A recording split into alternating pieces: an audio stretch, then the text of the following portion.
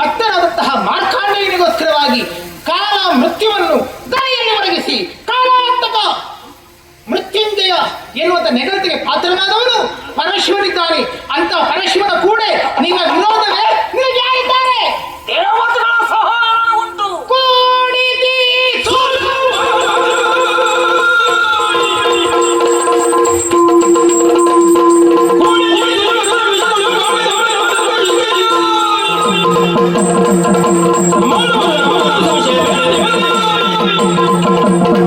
ತುಂಬಿರುವಂತಹ ಈ ಸಭಾ ಮಧ್ಯದಲ್ಲಿ ಅವಮಾನಿತಳಾಗಿ ನಾನು ಕಣ್ಣೀರು ಕರೆಯುತ್ತಿರುವಾಗ ನನ್ನನ್ನು ನೋಡಿ ನಗೆಯಾಡಿ ಕೈ ಕಪ್ಪಾಳ ಹೊಡೆದವರು.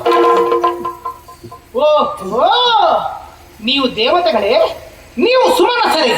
ನಿಮ್ಮ ಮನಸ್ಸಲ್ಲಿ ಇಂತಹ ಕೆಟ್ಟ ಭಾವನೆಗಳು ಉತ್ಪತ್ತಿಯಾಗಲಾರಂಭಿಸಿದೆ. ನಾನು ಯಾರೆನ್ನುವುದನ್ನು ಮಾಡ್ತೀರಾ? ಶಿವನ ಸತಿ ನಾನು, ಶಿವನ ಅರ್ಧಾಂಗ ನಾನಿದ್ದೇನೆ. ಈ ಹಿಂದೆ ರಾಕ್ಷಸರಿಂದ ಸೋಲುಂಟಾದಾಗ ಕೈಲಾಸವನ್ನು ಸೇರಿಕೊಂಡು ಪರಶಿವನ ಪಾದವನ್ನು ಹಿಡಿದು ಬದುಕುತ್ತಿದ್ದ ಹೆಬ್ಬೆರಳುಗಳು. ಕೇಳಿ, ಯಾರೆಲ್ಲ ಈ ನನ್ನ ಅವಮಾನವನ್ನು ಕಣ್ಣು ಬಿಟ್ಟು ನೋಡಿದ್ದೀರೋ, ನಿಮ್ಮ ಕಣ್ಣುಗಳನ್ನೇ ಕಿತ್ತು ಯಾರೆಲ್ಲ ನಗೆಯಾಡಿದ್ದೀರೋ, ನಿಮ್ಮ ಹಲ್ಲುಗಳನ್ನೇ ಕಳಚಿ ಯಾರೆಲ್ಲ ಕೈಗಟ್ಟಿದ್ದೀರೋ, ನಿಮ್ಮ ಕೈಗಳನ್ನೇ ಕತ್ತರಿಸಿ ಈ ದೇವತೆಗಳನ್ನು, ಈ ಋಷಿಗಳನ್ನು, ಈ ಬ್ರಾಹ್ಮಣರನ್ನು ಪರಶಿವನು ಶಿಕ್ಷಿಸುತ್ತಾನೆ. ಸತ್ಯ ಸತ್ಯ ಸತ್ಯ. ನನ್ನ ಮಗಳಾಗಿ ಮಾತಾಡು, ಜಾಗ್ರತೆ. ಸಾಕು.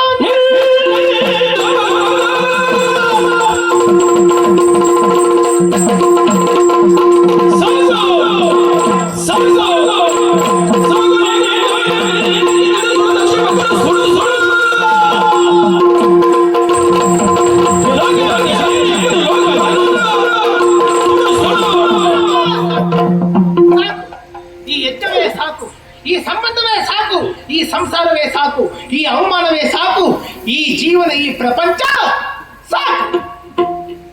ಏನಂದೆ? ನಿನ್ನ ಮಗಳು, ನಿನಗಿರುವಂತ ಅಹಂಕಾರವದು, ನಿನ್ನಿಂದ ಪಾಲಿತವಾದ ಶರೀರ ಇದು.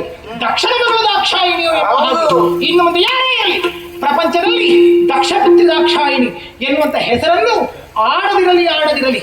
ಈ ಮತ್ತೊಂದು ದೇಹದಿಂದ, ಮತ್ತೊಂದು ಹೆಸರಿನಿಂದ ಈ ಪ್ರಪಂಚದಲ್ಲಿ ನಾನು ಶಿವನ ಸತಿಯಾಗಿ ಕಾಣಿಸಿಕೊಳ್ಳುತ್ತೇನಲ್ಲದೆ ಈ ಅವಮಾನಿತವಾದ ಶರೀರವನ್ನು ಹೊತ್ತು ಅರಕ್ಷಣವಿರಲಾರೆ.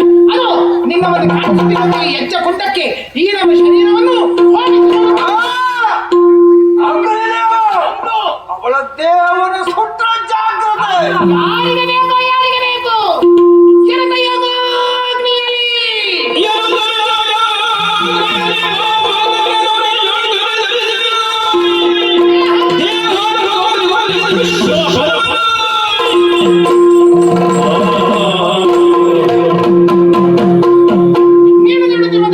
ಸ್ವೀಕರಿಸುವುದಕ್ಕೆ ತನ್ನ 7 ನಾಲಿಗೆಗಳನ್ನು ಚಾಚುತ್ತಿರುವ ಆ ಅಗ್ನಿಯು ನನ್ನಲ್ಲಿ ಮುಟ್ಟಲಿ ನೋಡೋಣ. ಆ ಅಗ್ನಿಗೂ ನನ್ನನ್ನು ಮುಟ್ಟುವಂತ ಅಧಿಕಾರವಿಲ್ಲ. ನಿನ್ನ ಅಗ್ನಿ ಅವಶ್ಯಕತೆಯೂ ನನಗಿಲ್ಲ.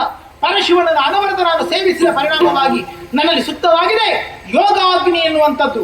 ಹಠ ಸಾಧನೆಯಿಂದ ನಾನು ಈ ಹೊತ್ತಿಗೆ ಭರಿಸಿಕೊಳ್ಳುವಳಿದ್ದೇನೆ. ಆ ಯೋಗಾಗ್ನಿ ನಮ್ಮ ದೇಹವನ್ನು ಆಹುತಿಯಾಗಿ ಕೊಟ್ಟು ಮತ್ತೊಂದು ರೂಪದೇ ನಾನು ಕಾಣಿಸಿಕೊಳ್ಳುತ್ತೇನೆ. ಪದ್ಮಾಸನವನ್ನು ಬಲಿದು ಮೂಲಾಧಾರ ಚಕ್ರದಿಂದ ಸಹಸ್ರಾರ ಚಕ್ರದವರೆಗಾಗಿ